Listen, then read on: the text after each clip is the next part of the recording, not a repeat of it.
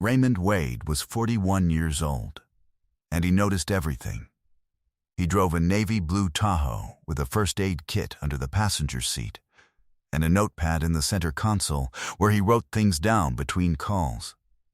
He wore steel-toed boots on job sites and plain leather shoes everywhere else, both pairs kept clean. He was a licensed electrician and the operations manager of a commercial electrical contracting firm, 14 years in the trade. The last 6 running a crew of 23 across a region that spanned 4 counties. He was the kind of man that foreman called when something on the plans didn't match what was in the wall, because Raymond Wade had seen enough walls opened up that he had learned to trust what was in them over what was drawn about them. He noticed everything, not with suspicion, with attention. There is a difference, and Raymond understood it the way men understand the tools they have used long enough that the tools become extensions of thinking. On a Wednesday afternoon in November, he came home from a job site 2 hours earlier than expected because a permit inspection had wrapped ahead of schedule. He walked in through the side door and down the hallway and stopped in the kitchen doorway. A man was standing at his refrigerator in Raymond's gray Henley, Raymond's dark jeans, and Raymond's leather-soled house shoes, the ones he kept by the bedroom door. The man closed the refrigerator. He turned. He saw Raymond. He picked the wrong man to be standing in front of. Before we jump into the story, comment where in the world you are watching from and subscribe, because tomorrow's story is one you need to hear. The kitchen light was on, and the afternoon was gray outside the window, and the house had the specific quality of quiet that tells you it is not as empty as it appeared from outside. Raymond had noticed that on the way in, a stillness that was different from the stillness of an empty house. He had not yet assigned a reason to it. He assigned a reason to it now. The man at the refrigerator was somewhere around 38. Medium build. His hair was uncombed in the way of someone who had been inside for several hours. He was holding a bottle of orange juice that was Raymond's orange juice, wearing Raymond's gray Henley that Raymond had left folded on the bathroom shelf that morning, and Raymond's dark jeans, the good pair, the ones he kept for evenings, and Raymond's leather-soled house shoes that he had owned for 6 years, and that had formed precisely to his feet and would not fit another man's foot correctly, which meant this man had put them on anyway. Raymond looked at him. He looked at the clothes. He looked at the house shoes. He said, "Take those off." The man set the orange juice on the counter. He looked at Raymond with the expression of someone who has not yet processed what kind of situation they are in. Raymond said, again with the same level voice, "Take off my shoes. Take off my shirt. Take off my jeans. Fold them and set them on the counter. Then get out of my house." The man opened his mouth. Raymond said, "I'm not asking a third time." The man left in his own clothes 4 minutes later. Raymond did not follow him to the door. He stood in the kitchen and listened to the front door open and close. Celeste came downstairs 30 seconds after that. She was wearing her own clothes. She had that much. She stood at the bottom of the stairs and looked at Raymond and said his name. He said, "I'm going to need you to give me tonight." She said, "Raymond." He said, "Give me tonight. We'll talk tomorrow. Right now I need to think." He picked up his keys from the hook by the side door. He went back out the way he had come in. He drove to a diner 2 miles from the house, sat in a booth by the window, ordered coffee he didn't drink much of, and stayed there for 3 hours. He was not thinking about the man. He already understood the man. What he was thinking about, what he was taking the 3 hours to understand completely, was everything else. The shape of the thing beneath the surface. The part that the man in his clothes was only the visible end of. He was thinking about the notepad in his center console, about everything he had been writing in it, without knowing what it added up to, for the past 8 months. He was a man who noticed everything. And he had been noticing for 8 months that something in his house was not what it appeared to be. Raymond had spent 14 years in the electrical trade, 4 as an apprentice, 3 as a journeyman, 7 licensed, and the last 6 managing operations for Hargrove Electrical Contracting, one of the region's larger commercial outfits. He had not founded the company. He ran it. He managed 23 electricians, 4 job foremen, and a scheduling and materials system that, when he had inherited it, had been costing the company $180,000 a year in delays and waste. He had rebuilt it in his first year. The delays had dropped by 70%. He was the kind of operational mind that found satisfaction in the gap between how a system was performing and how it could perform, and in closing that gap methodically, completely, without cutting corners. He drove the Tahoe because it carried what he needed: the first aid kit, the notepad, the set of plans that was always in the back, the spare pair of boots. He wrote things in the notepad because he had learned, early in his career, that the things you think you'll remember are the things that slip, and that the things you write down are the things you can prove. He had met Celeste 7 years ago at a trade association dinner. She worked in commercial insurance, specializing in contractor liability policies, which meant they had immediately had something substantive to talk about, which was how Raymond preferred conversations to begin. He had married her 2 years later in a ceremony at his grandmother's church. He had been happy in a way that required no announcement, because happiness that requires announcement is usually performing rather than being. He had begun to notice things 8 months ago. The first was small. Celeste had started keeping a second phone. He had seen it once, briefly, charging on her nightstand when she was in the shower, a different model from her primary phone, turned face down. He had not said anything. He had written it in the notepad: second device. Nightstand, Thursday, March 4. The second was a pattern in her schedule. She had, for the past 6 months, begun spending Tuesday and Thursday evenings at what she described as a professional development group for commercial insurance brokers. A peer learning circle, she had said, that met at a member's office downtown. He had accepted this without question, because it was reasonable, because she had a career that warranted investment, and because he had no specific reason not to believe her. He had, however, noted it. He had written the pattern in the notepad. The third was financial. He had noticed 3 months ago that their joint grocery and household spending account was running lower than it should, not dramatically, not in a way that would alarm a less attentive man. But Raymond Wade tracked the household accounts with the same precision he tracked job costs, because he had learned from watching companies that the first place a problem becomes visible is in the numbers, if you are looking at them correctly. The account was running low by amounts that, individually, were unremarkable. Collectively, over 3 months, they added up to $4,800 that could not be attributed to any expense he recognized. He had written that in the notepad, too. He had not connected the 3 observations into a conclusion. He had been waiting for more information. He had been wrong to wait. That was what she hadn't counted on. Not that he would come home early, that he had been reading the wall for 8 months, and all he had been missing was a reason to open it. Her name was Josephine Akabe.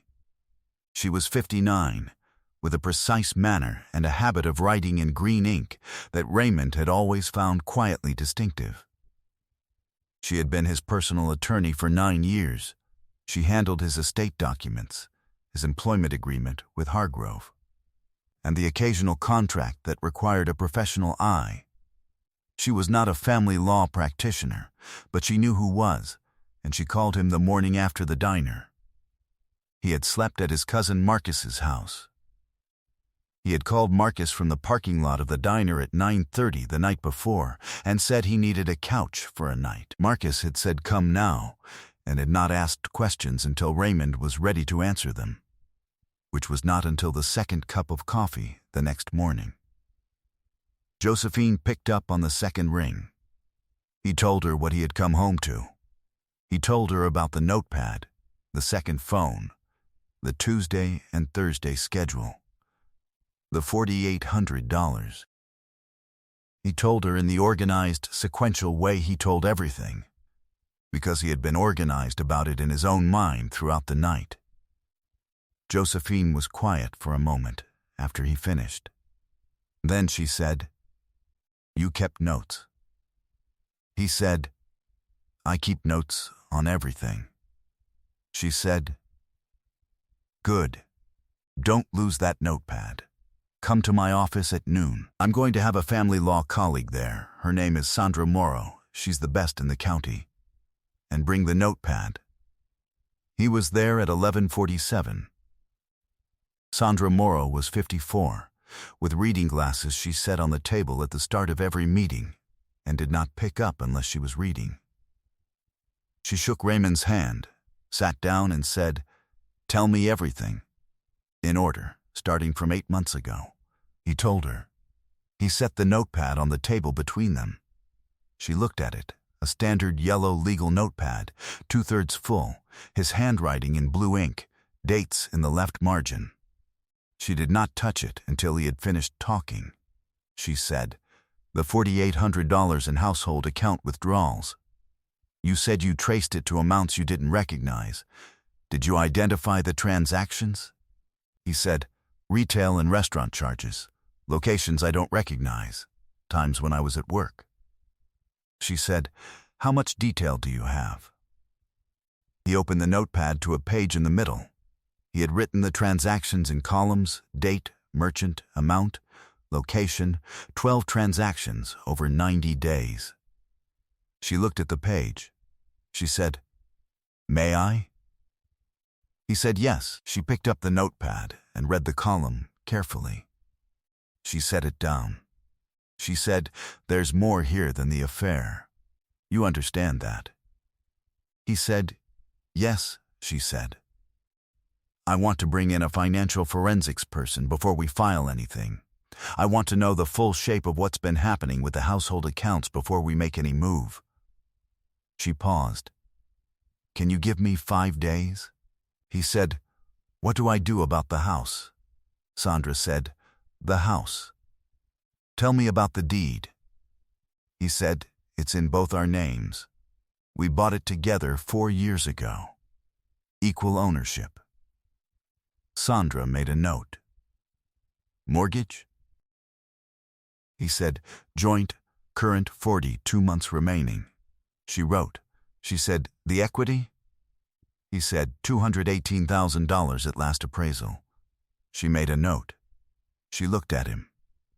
"Go back to Marcus's. Don't go back to the house yet. Don't contact her through anything but text, and keep every text. Don't reach out to the man. Don't make any financial moves without calling me first." "Can you do all of that?" He said, "Yes." She refilled his water glass. 5 days, she said. Then we'll know what we're actually dealing with. He didn't move fast.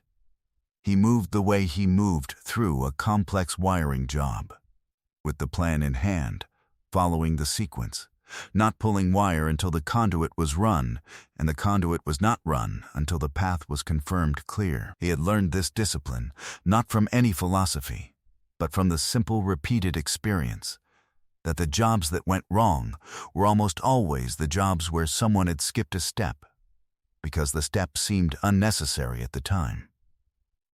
He went back to Marcus's. He ate dinner.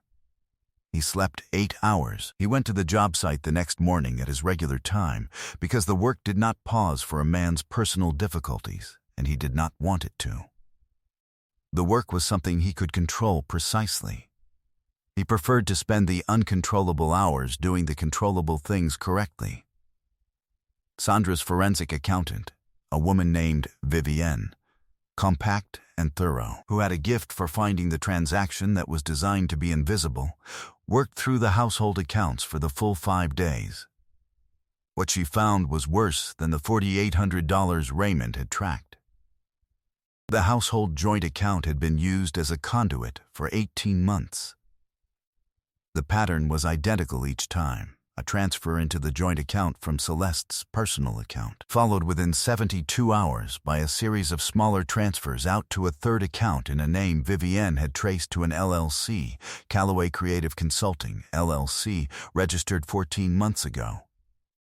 The company had no website, no public presence. One registered agent, Celeste Wade. Total transferred through the conduit and into the LLC, $31,400. The LLC held one other asset. Vivienne had found a lease agreement, filed in the county recorder's office, for a residential apartment in the Eastern District. The lease was in the name of Callaway Creative Consulting, LLC. The lease had been signed 11 months ago. The monthly rent was $1,850. 11 months of rent, $20,350. Raymond looked at Vivienne's summary across the conference table. He looked at the LLC. He looked at the lease. He looked at the address on the lease. He said, "He's been living in an apartment she's been paying for." Vivienne said, "For 11 months." He was quiet for a moment. He picked up his pen. He set it down. He had been tracking $4,800. The actual number was $31,400. He looked at Vivienne. He looked at Sandra. He said, "What is the apartment worth as a marital asset claim?" Sandra said, "The funds used to establish and maintain it were drawn, partially, from the joint household account. That gives you a dissipation claim. The LLC itself may hold additional assets. We'd need to subpoena the records in discovery.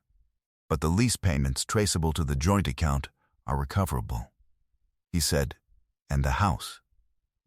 Sandra said, "The house is jointly owned, jointly mortgaged. In a dissolution proceeding, you're each entitled to half the equity. The dissipation claim would offset her share." He said, "File." She said, "You're sure?"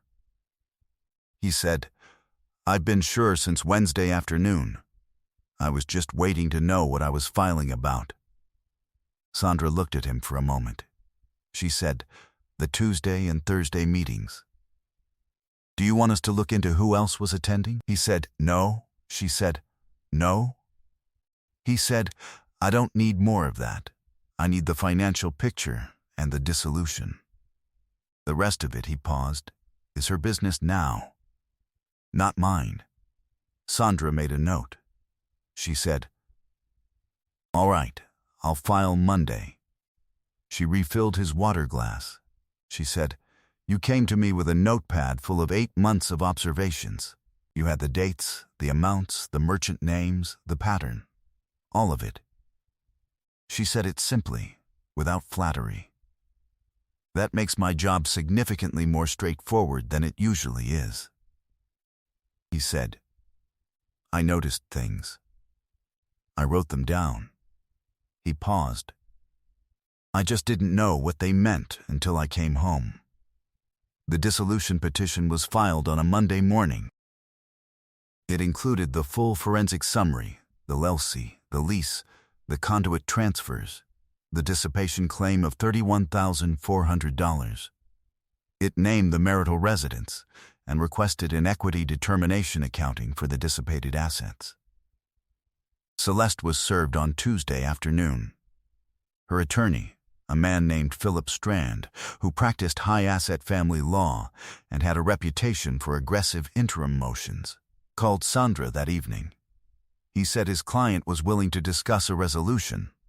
Sandra said she'd pass that to Mr. Wade. Raymond's answer was, "Let him know when they have a proposal." The proposal came in 8 days. It offered Celeste's share of the equity minus $15,000 as a dissipation credit. The remaining $16,400 of the dissipation claim, Strand argued, was from Celeste's personal account and therefore not marital dissipation. Sandra countered, Vivienne had traced $9,200 of the transfers to the household joint account. The marital dissipation figure was $9,200, not $15,000. But the LC, Callaway Creative Consulting, had been established using a combination of marital and personal funds. And Sandra was prepared to subpoena its full financial records in discovery if the credit wasn't increased to $22,000. Strand went quiet for 6 days. Then he called back and accepted $21,500. The dissolution was final 3 months after the petition. The net settlement. Raymond kept the full equity in the house minus $87,500, Celeste's share after the dissipation credit, and assumed the remaining mortgage. The house was his. She moved out on a Friday in February. He was not home when she left. He was on a job site in the Northern District. He came home that evening to a house that was emptier than it had been, which was also quieter, which was also more precisely his than it had been in a long time. He walked through every room. He checked the bedroom shelf. His gray Henley was folded there. He had washed it twice. He kept it because it was a good shirt. The house shoes he had replaced. Some things you replace. Hargrove Electrical's spring pipeline was the strongest in 5 years. 3 major commercial contracts running simultaneously, 23 electricians fully deployed, a 4th job foreman promoted from within to handle the volume. Raymond submitted the operations review to the company's principal at the end of March. The principal called him the following week and said they wanted to discuss a profit-sharing arrangement and a formal partnership stake. Raymond said he'd like that. They met the following Tuesday and agreed on 18%. He was the kind of man that companies made partner when they finally understood what they had. He answered every call the same day. He kept the notepad in his center console. He started a new one in April. On a clear Saturday morning in late May, Raymond Wade sat at the kitchen table of the house on Alderman Street with his first cup of coffee and the plans for a small deck addition he had been meaning to build for 2 years. The house was quiet in the way of a house that is settled, rather than empty. A difference he had learned to feel. He looked at the plans. He looked at the kitchen. He looked at the morning light coming in through the side window. The same window that had been gray and flat on that November afternoon. The same light that had been on when he had stood in the doorway and seen what he had seen.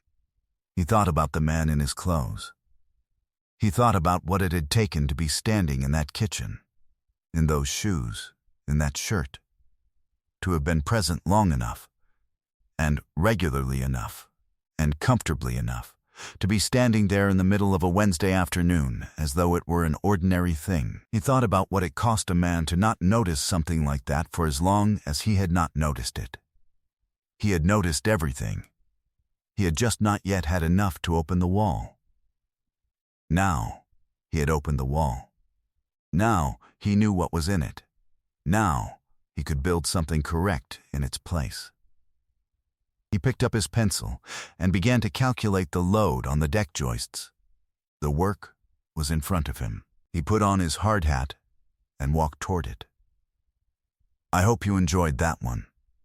Be sure to like the video and subscribe so you don't miss the next story. I've picked out 2 more for you that I think you'll really like.